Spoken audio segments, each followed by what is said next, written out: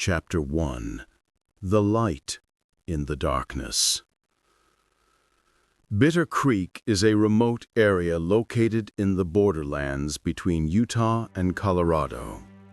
The creek itself is a small waterway that runs through a deep canyon, creating a natural passage through otherwise impassable terrain. For centuries, the creek has been used as a route by travelers, traders, and settlers moving through the region. But Bitter Creek has a dark reputation, a reputation that stretches back generations, a reputation that speaks of a place where people disappear, a place where travelers vanish without a trace, a place where something waits in the darkness. The first documented account of the Lantern Man dates back to 1847, when a group of settlers led by a man named James Whitmore was traveling through Bitter Creek on their way to California. The group consisted of 30 people, including women and children. They were well supplied and well prepared for the journey. According to the account of a survivor named Samuel Cross, the group was traveling through the canyon when darkness fell. The canyon walls towered above them, blocking out the stars and the moon. The darkness was absolute. The darkness was complete. And then, in that darkness, they saw a light. According to Cross's account, the light appeared in the distance, beyond a bend in the canyon. It was a warm, golden light, a light that seemed to promise safety and shelter, a light that seemed to offer hope. James Whitmore, the leader of the group, decided to investigate. He took several men with him and rode toward the light. The rest of the group waited, watching as Whitmore and his men disappeared around the bend. But they never returned. According to Cross's account, the group waited for hours. They waited for Whitmore and his men to return. But as the night wore on, it became clear that something was wrong. Something terrible had happened. The remaining members of the group decided to continue through the canyon without waiting any longer. They rode through the darkness, trying to escape the place that had claimed their leader and his men. But as they rode, they began to see the light again. The same warm, golden light. The same light that had lured their companions to their doom. And the light was moving. The light was following them. The light was drawing closer and closer. And then, as the light drew closer, they could see the figure carrying it. A tall, impossibly thin figure dressed in tattered clothing. A figure that seemed to be made of shadow and darkness. A figure that held a lantern that glowed with an eerie, otherworldly light. The figure didn't speak. The figure didn't make any sound. The figure simply moved toward them, holding the lantern aloft, as if beckoning them to follow. The group panicked. They urged their horses forward, trying to escape the figure and the light. They rode through the darkness, desperate to escape the canyon. And somehow, miraculously, they managed to escape. They emerged from the canyon and made their way to the nearest settlement. But they were forever changed by what they'd witnessed in Bitter Creek. According to Cross's account, James Whitmore and his men were never found. Their bodies were never discovered. It was as if they had simply vanished into the darkness. But the story of what had happened in Bitter Creek spread. Travelers began to speak of the Lantern Man. Merchants began to warn their competitors to avoid Bitter Creek, especially at night. Settlers began to tell stories to their children about what happened to those who followed the light. In 1863, a group of miners was traveling through Bitter Creek on their way to a silver mine in Colorado. The miners were experienced, tough men who didn't believe in supernatural phenomena. They believed only in hard work, practical solutions, and the power of dynamite and pickaxes. But Bitter Creek had other ideas. According to the account of a miner named Thomas Garrett, who was one of the few survivors, the group saw the light around midnight. The light appeared in the distance, beyond a bend in the canyon. It was a warm, golden light, a light that seemed to promise safety and shelter, a light that seemed to offer hope. Several miners, desperate for rest and shelter, decided to follow the light. They rode toward it, hoping to find a settlement or a camp where they could rest. But they never returned. According to Garrett's account, the miners who had followed the light were never found. Their bodies were never discovered. It was as if they had simply vanished into the darkness.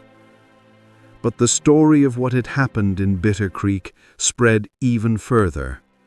More and more travelers reported seeing the light.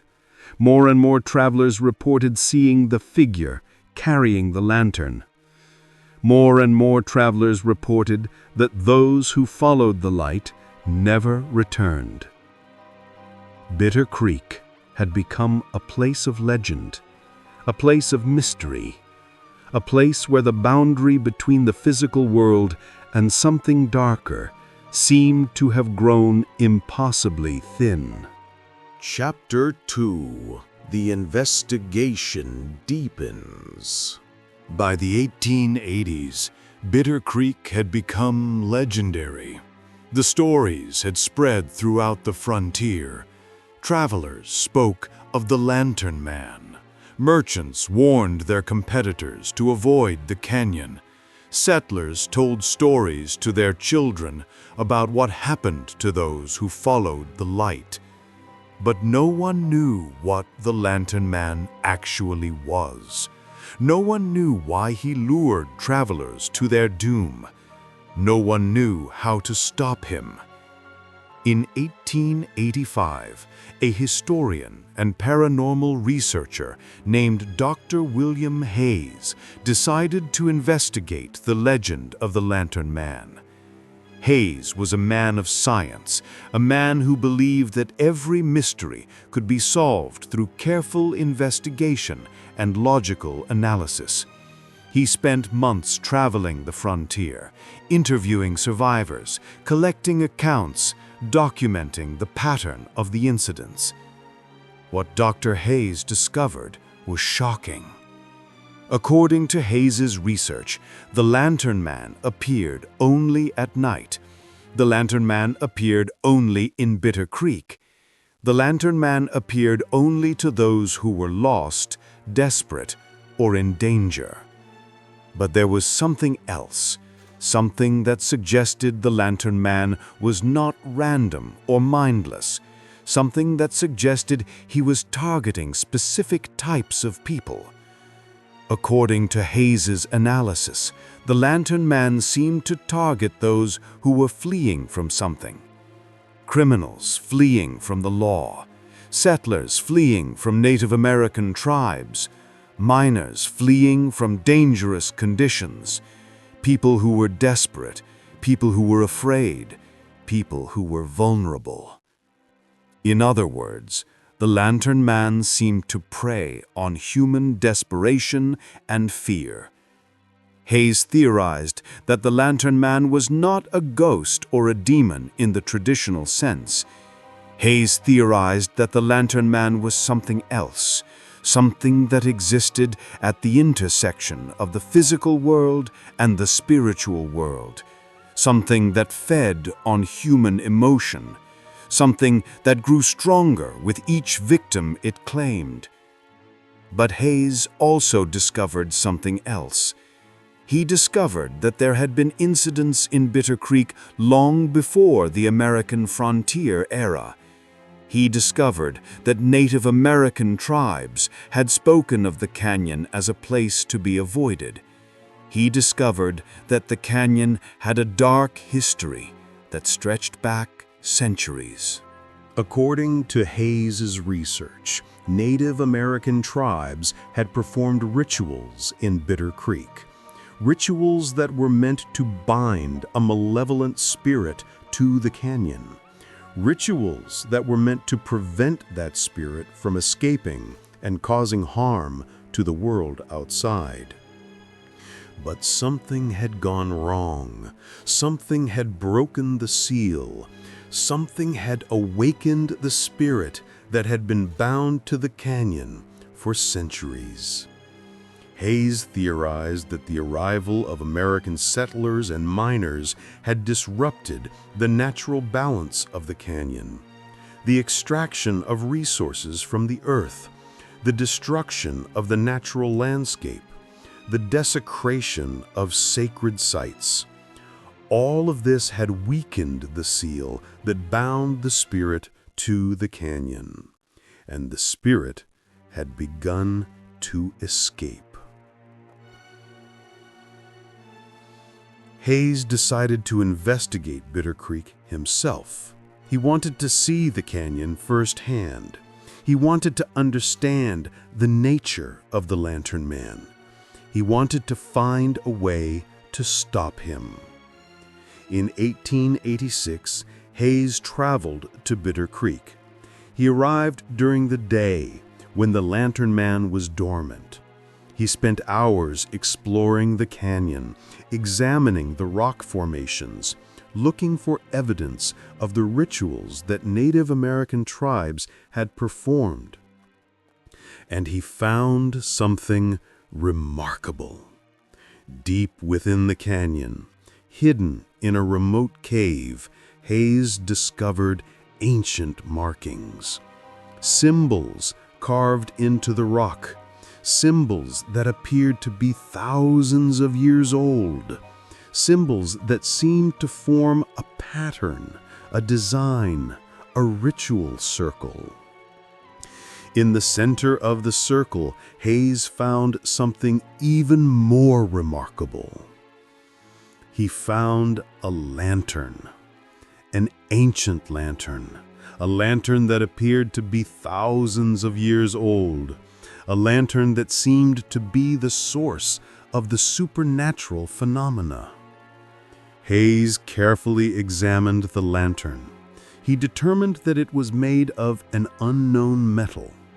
The metal seemed to absorb light rather than reflect it. The metal seemed to be warm to the touch, despite the cold temperature of the cave. And Hayes realized something. He realized that the lantern was not simply an object. The lantern was a vessel that contained something, something that had been bound to the canyon for centuries. Hayes theorized that the lantern was the key to understanding the Lantern Man. Hayes theorized that the lantern was the source of the supernatural phenomena. Hayes theorized that if the lantern could be destroyed or removed, the Lantern Man would lose his power. But Hayes also realized something else. He realized that the lantern was protected by ancient magic, protected by rituals that had been performed centuries ago, protected by forces that he didn't fully understand. Hayes decided to attempt something dangerous. Hayes decided to try to remove the lantern from the cave. Hayes decided to try to break the seal that bound the spirit to the canyon. But before he could do so, something happened that would change everything. As Hayes reached for the lantern, The cave began to shake. The rocks began to crack. The air began to shimmer and distort as if reality itself was being torn apart. And then the Lantern Man appeared. According to Hayes's journal, which was discovered after his death, the Lantern Man emerged from the shadows of the cave. The figure was tall, impossibly thin, dressed in tattered clothing that seemed to be centuries old. The figure's face was obscured by shadow, but Hayes could see the eyes. The eyes glowed with an eerie, otherworldly light. The Lantern Man raised his hand, and Hayes felt an overwhelming sense of despair. Hayes felt as if all hope was being drained from his body. Hayes felt as if he was being pulled toward the light. And then, in a moment of clarity, Hayes realized the truth. Hayes realized that the Lantern Man was not trying to harm him. The Lantern Man was trying to save him. The Lantern Man was trying to guide him. The Lantern Man was trying to lead him to a place of peace and rest. And Hayes realized that the Lantern Man was not evil. The Lantern Man was something far more complex. The Lantern Man was a guide for lost souls, a guide for those who had given up hope, a guide for those who were ready to leave the physical world behind. And Hayes also realized something. He realized that the lantern was not luring people to their doom. The Lantern Man was offering them salvation. The Lantern Man was offering them an escape from the pain and suffering of the physical world. But Hayes also realized that this salvation came at a price. The price was the loss of the physical body. The price was the loss of existence in the physical world. The price was the loss of everything that made a person human. Hayes managed to escape the cave and flee Bitter Creek, but he was forever changed by the encounter. He spent the rest of his life researching the Lantern Man, trying to understand the nature of the entity, trying to find a way to help those who were being lured by the light. According to Hayes's final journal entries, he came to believe that the Lantern Man was not a force of evil or malevolence. Hayes came to believe that the Lantern Man was a force of mercy, a force that offered peace to those who were suffering, a force that offered an escape to those who had lost all hope. But Hayes also believed that the Lantern Man was dangerous. Hayes believed that the Lantern Man was too powerful to be controlled. Hayes believed that the Lantern Man needed to be stopped, not because he was evil, but because his existence posed a threat to the balance between the physical world and the spiritual world. Chapter 3. The Encounter. In 1891, 5 years after his initial investigation of Bitter Creek, Dr. William Hayes decided to return to the canyon. He had spent those 5 years researching, studying, trying to understand the nature of the Lantern Man. He had come to believe that he understood the entity. He had come to believe that he could communicate with it. Hayes brought with him ancient texts that he'd collected during his research. He brought with him offerings of blood and sacred herbs. He brought with him the knowledge and the determination to establish a dialogue with the Lantern Man. According to Hayes's journal, he arrived at Bitter Creek around midnight. The canyon was dark and silent. The only sound was the wind howling through the canyon walls. Hayes made his way to the cave where he'd found the ancient lantern 5 years earlier. He brought with him candles and torches to light his way. He brought with him a sense of purpose and determination. When Hayes reached the cave, he found that the ancient lantern was still there.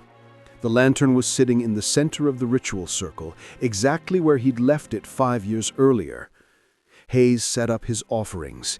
He arranged the blood and sacred herbs in a circle around the lantern.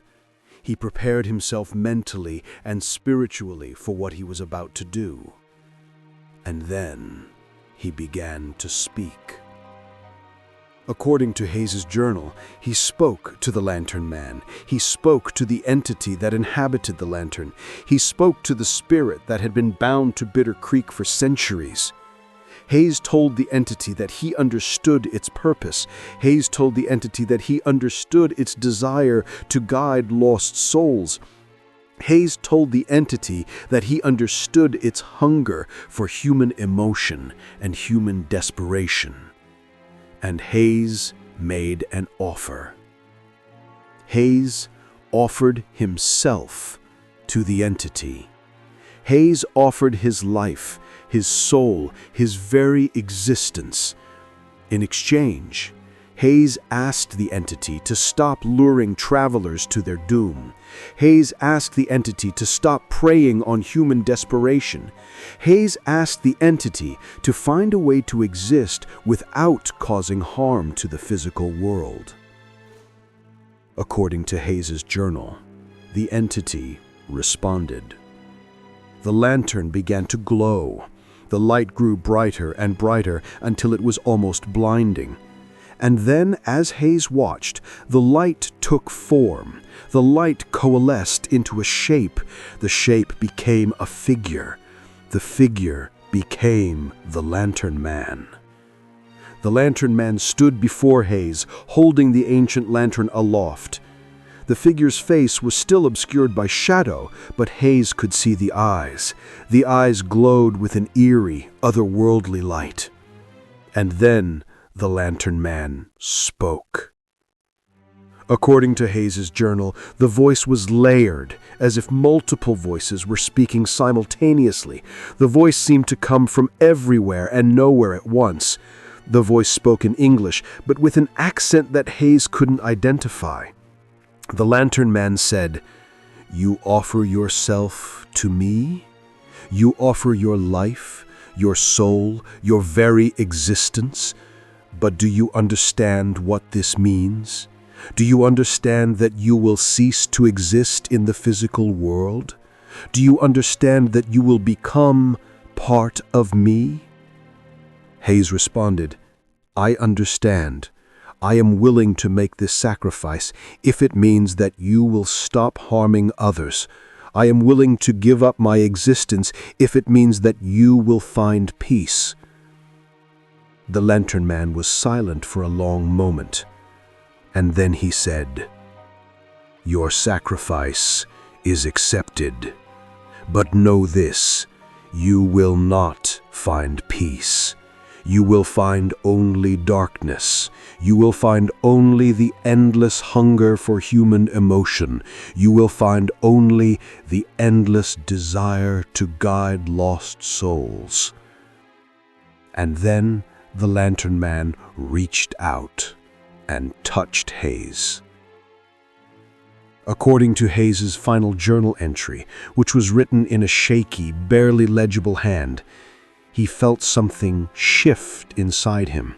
He felt something change. He felt himself beginning to transform. Hayes wrote, "I can feel it. I can feel the entity entering my body.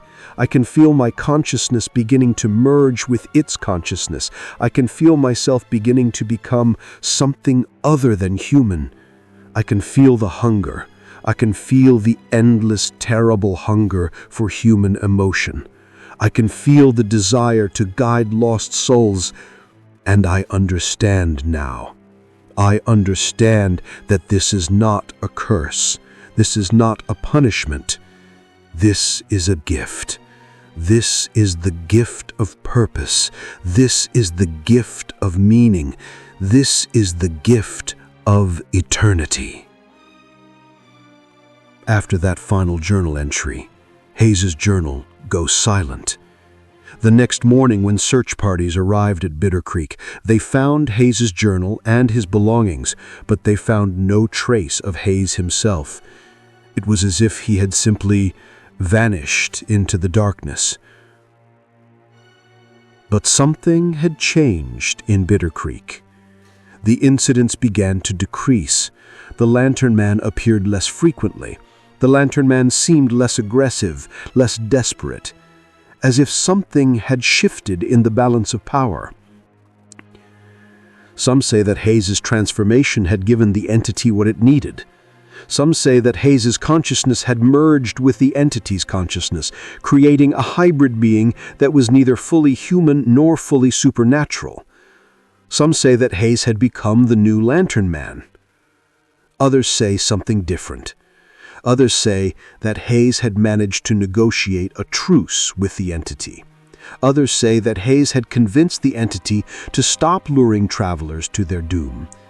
Others say that Hayes had given the entity a new purpose, a new direction, a new way to exist without causing harm to the physical world. Whatever the truth, the incidents in Bitter Creek changed after Hayes's disappearance. The Lantern Man continued to appear, but only occasionally. The Lantern Man continued to lure travelers, but only those who were truly desperate, truly lost, truly ready to give up on the physical world. As if the entity had been given new instructions, as if the entity had been given a new purpose, as if the entity had finally found peace. Chapter 4: The Modern Encounters. The incidents in Bitter Creek did not stop after Dr. William Hayes's disappearance. They simply changed in nature and frequency. In 1923, a group of oil prospectors was exploring Bitter Creek, looking for oil deposits. The prospectors were modern men, men who believed in science and technology, men who didn't believe in curses or supernatural phenomena. They were equipped with the latest drilling equipment and surveying instruments. But Bitter Creek had other ideas. According to the account of a prospector named Robert Coldwell, the group saw the light around midnight. The light appeared in the distance, beyond a bend in the canyon. It was a warm, golden light, a light that seemed to promise safety and shelter. One of the prospectors, a man named James Mitchell, decided to follow the light. Mitchell was a man who'd been struggling with depression and despair. Mitchell was a man who'd lost everything in the stock market crash. Mitchell was a man who was ready to give up on life. Mitchell rode toward the light, and the other prospectors watched as he disappeared around the bend. They waited for him to return, but he never did. The prospectors decided to continue through the canyon without waiting any longer. But as they rode, they began to see the light again, the same warm golden light, the same light that had lured Mitchell to his doom. And the light was moving. The light was following them. The light was drawing closer and closer. According to Caldwell's account, the prospectors tried to flee. They urged their horses forward, trying to escape the light. They rode through the darkness, desperate to escape the canyon. And somehow, miraculously, they managed to escape. They emerged from the canyon and made their way to the nearest settlement, but they were forever changed by what they'd witnessed in Bitter Creek. According to Caldwell's account, James Mitchell was never found. His body was never discovered. It was as if he had simply vanished into the darkness. In 1956, a group of geology students from a nearby university decided to explore Bitter Creek as part of a field study. The students were young, educated, skeptical of folklore and superstition. They believed that Bitter Creek was simply a natural formation with no supernatural properties. But Bitter Creek had other ideas. According to the account of a student named Margaret Chen, the group saw the light around midnight. The light appeared in the distance, beyond a bend in the canyon.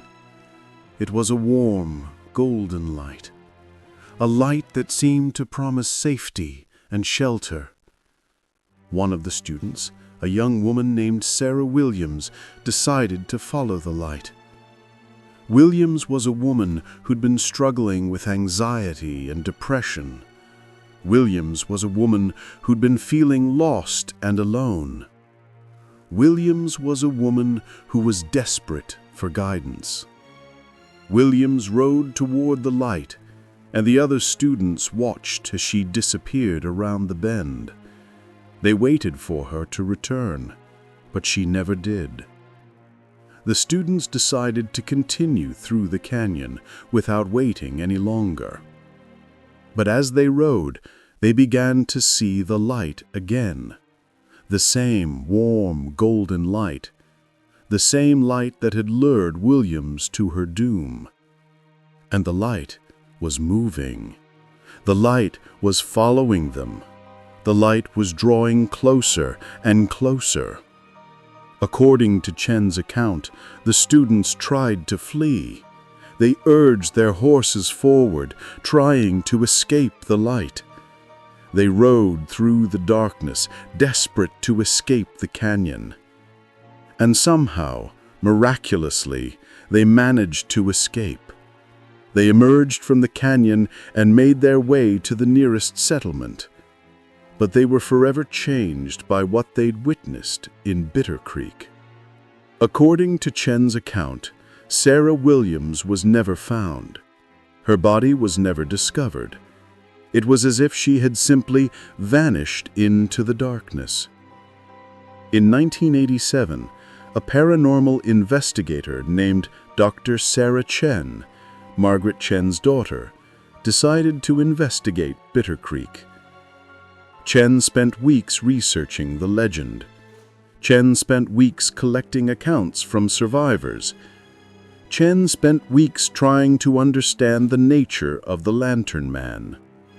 And then, on a night when the moon was full, Chen decided to venture into Bitter Creek herself. According to Chen's account, which she recorded on audio tape, Chen saw the light around midnight. The light appeared in the distance, beyond a bend in the canyon. It was a warm, golden light, a light that seemed to promise safety and shelter. Chen was tempted to follow the light. Chen felt an overwhelming sense of despair and hopelessness.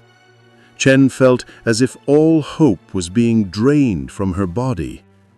Chen felt as if she was being pulled toward the light. But Chen managed to resist. Chen managed to turn away from the light. Chen managed to flee the canyon. But as she fled, Chen heard a voice that seemed to come from the light, a voice that spoke her name, a voice that spoke in a language she didn't understand, but somehow comprehended. According to Chen's account, the voice said, "You are the daughter of one who was called. You carry the blood of one who was chosen. You carry the burden of one who was transformed. Come to me, join me, find peace in the darkness." Chen managed to escape the canyon, but she was forever changed by the encounter. She spent the rest of her life researching the Lantern Man, trying to understand the nature of the entity, trying to find a way to help those who were being lured by the light. In 2003, a group of paranormal investigators led by Dr. James Mitchell, no relation to the prospector who disappeared in 1923, decided to investigate Bitter Creek. The team was equipped with thermal imaging cameras, electromagnetic field detectors, audio recording devices, and more. Their goal was to document any paranormal activity and, if possible, to understand the nature of the Lantern Man. What they found was extraordinary. According to Dr. Mitchell's report, the team recorded audio evidence of the Lantern Man. They recorded the sound of a lantern swinging. They recorded the sound of footsteps on stone. They recorded the sound of a voice speaking in an ancient language. They recorded the sound of something that seemed to be communicating, trying to convey a message. And they recorded something else. They recorded what appeared to be a human voice, speaking English, mixed in with the sound of the lantern. A voice that seemed to be guiding the entity. A voice that seemed to be directing it. A voice that seemed to be pleading with travelers to follow the light. According to Dr. Mitchell's report, the voice sounded like it belonged to a man who had been transformed by the entity, a man who was no longer entirely human, a man who had become something other than himself, a man who might have been Dr. William Hayes. Chapter 5. The Truth Revealed.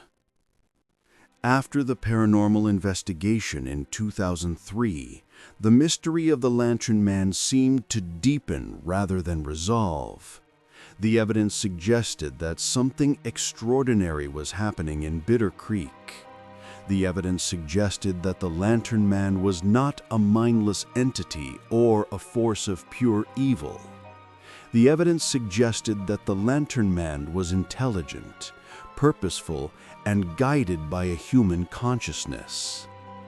But who was guiding the entity? Was it really Dr. William Hayes, transformed by the entity over a century ago? Or was it someone else? In 2010, Dr. Sarah Chen published a paper titled The Lantern Man of Bitter Creek, a study of intelligent paranormal phenomena. In her paper, Chen proposed a radical new theory about the nature of the Lantern Man. Chen theorized that the Lantern Man was not a demon or an evil spirit. Chen theorized that the Lantern Man was a guide for lost souls, a guide for those who had given up hope, a guide for those who were ready to leave the physical world behind.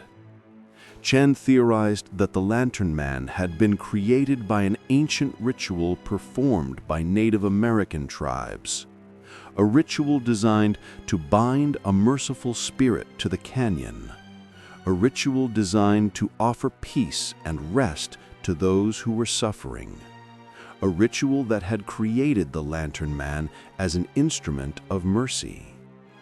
And Chen theorized that Dr. William Hayes had not been killed or destroyed by the entity. Chen theorized that Hayes had been transformed by the entity. Hayes had been given the ability to communicate with it. Hayes had been given the ability to guide it. Hayes had been given the ability to direct it toward a specific purpose.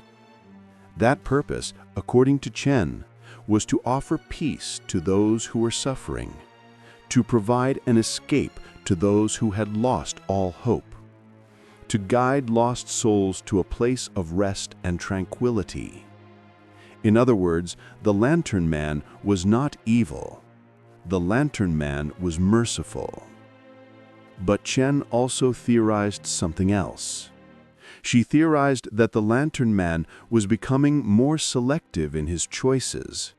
She theorized that the Lantern Man was learning to distinguish between those who were truly ready to give up and those who were simply lost or confused.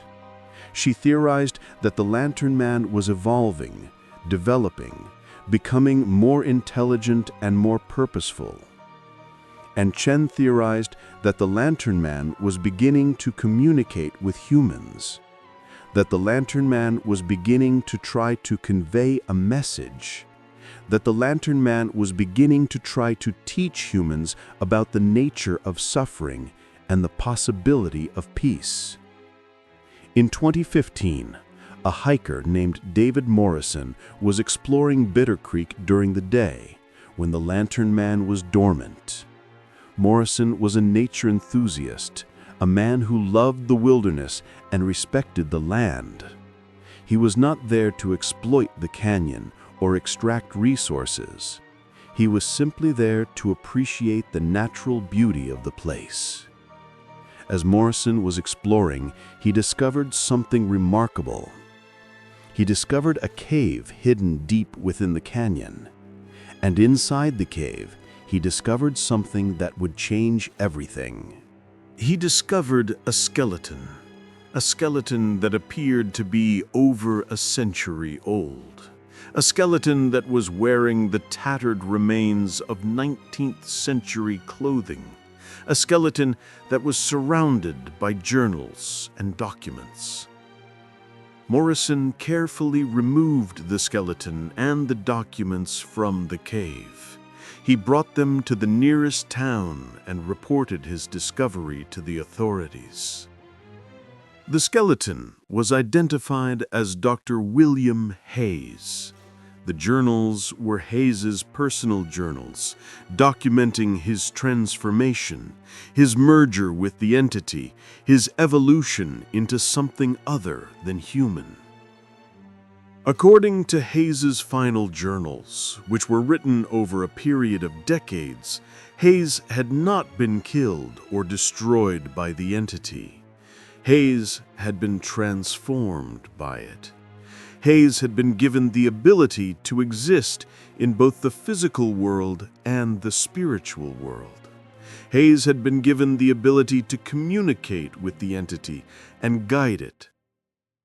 And according to Hayes's journals, he had spent over a century serving as a guide for lost souls.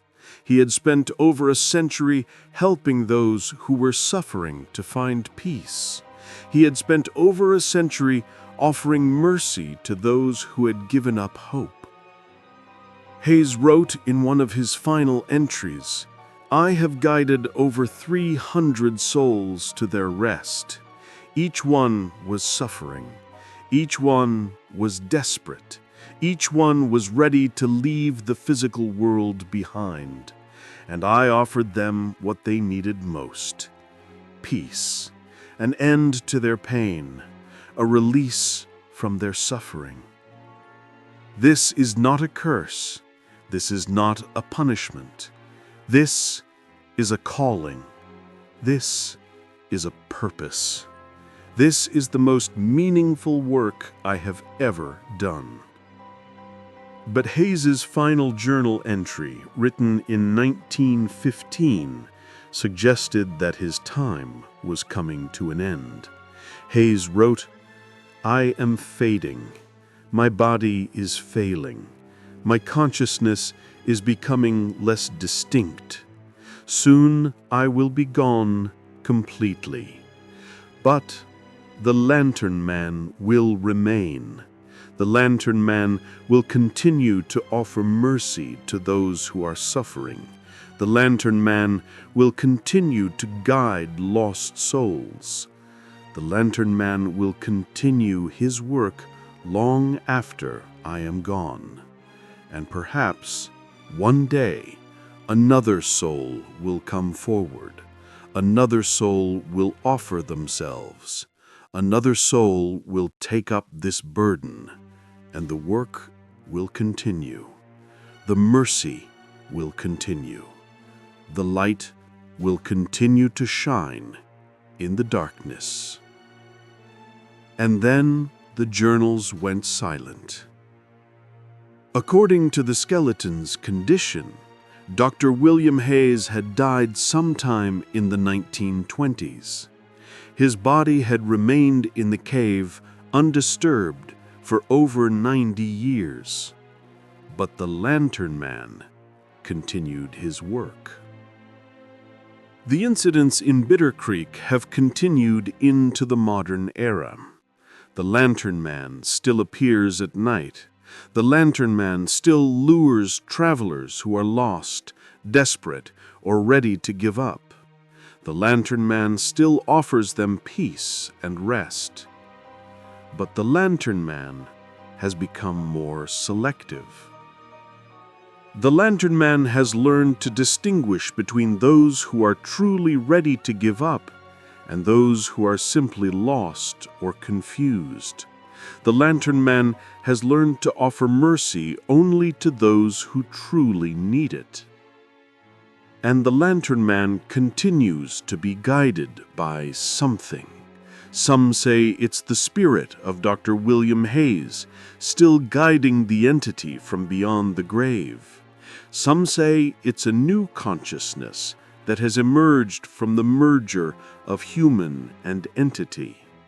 Some say it's the ancient spirit that was bound to the canyon centuries ago, finally finding a voice through the Lantern Man.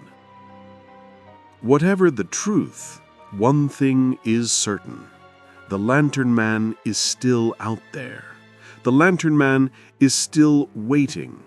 The Lantern Man is still offering mercy to those who are suffering. And those who follow the light will find peace. They will find rest. They will find an end to their pain. But they will also find oblivion. They will find the end of their existence in the physical world. They will find the transition to whatever lies beyond. The question that remains is this a blessing or a curse? Is the Lantern Man offering salvation or damnation? Is he a force of mercy or a force of death? The answer, perhaps, depends on who you ask. The answer, perhaps, depends on whether you are suffering or at peace. The answer, perhaps, depends on whether you are ready to follow the light or ready to turn away from it. Epilogue. The light still shines. The story of the Lantern Man of Bitter Creek raises questions that we may never be able to answer. Is the Lantern Man truly a force of mercy, or is he a force of death? Is he offering salvation or damnation? Is he helping those who are suffering, or is he preying on their desperation? What we do know is that Bitter Creek remains one of the most mysterious and dangerous places in the American Southwest. What we do know is that people continue to report sightings of the Lantern Man. What we do know is that the legend has endured for over 170 years. And what we also know is that people continue to see the light. On certain nights, when the moon is full or nearly full, travelers report seeing the warm golden light in Bitter Creek, a light that seems to promise safety and shelter, a light that seems to offer hope. And some of those travelers follow the light, and some of those travelers are never seen again. In 2018, a woman named Elizabeth Foster was traveling through Bitter Creek. Foster was a woman who'd been struggling with depression and despair. Foster was a woman who'd lost everything: her job, her family, her home.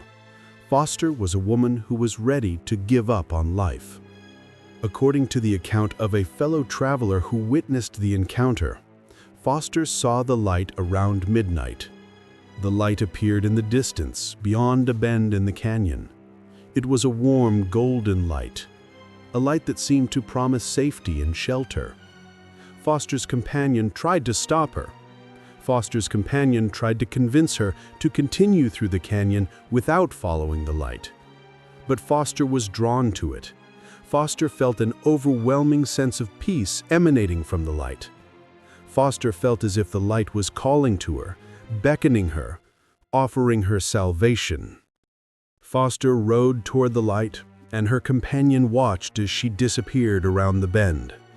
Foster's companion waited for her to return, but she never did. Foster's companion managed to escape the canyon and reported the incident to the authorities. A search was organized, but no trace of Elizabeth Foster was ever found. It was as if she had simply vanished into the darkness. And in 2022, a man named Thomas Wright was traveling through Bitter Creek. Wright was a man who'd been struggling with terminal illness. Wright was a man who was in constant pain. Wright was a man who was ready to end his suffering. According to the account of a fellow traveler who witnessed the encounter, Wright saw the light around midnight. The light appeared in the distance, beyond a bend in the canyon. It was a warm, golden light, a light that seemed to promise peace and relief.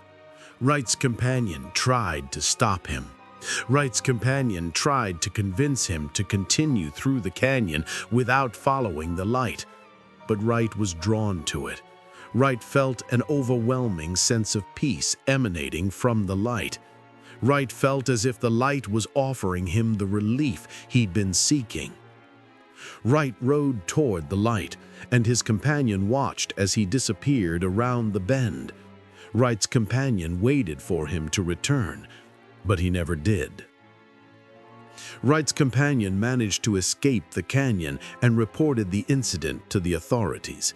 A search was organized, but no trace of Thomas Wright was ever found. It was as if he had simply vanished into the darkness.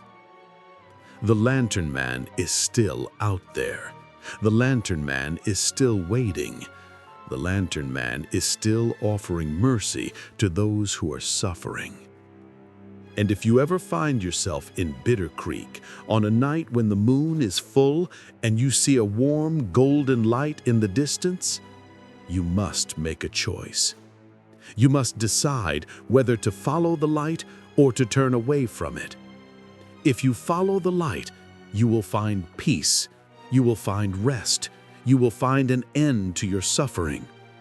But you will also find oblivion. You will find the end of your existence in the physical world. If you turn away from the light, you will continue to suffer. You will continue to struggle. You will continue to bear the burden of your pain. But you will remain in the physical world. You will remain alive. The choice is yours. The light is waiting. And somewhere in Bitter Creek, on a lonely road in the American Southwest, the Lantern Man is beginning to glow.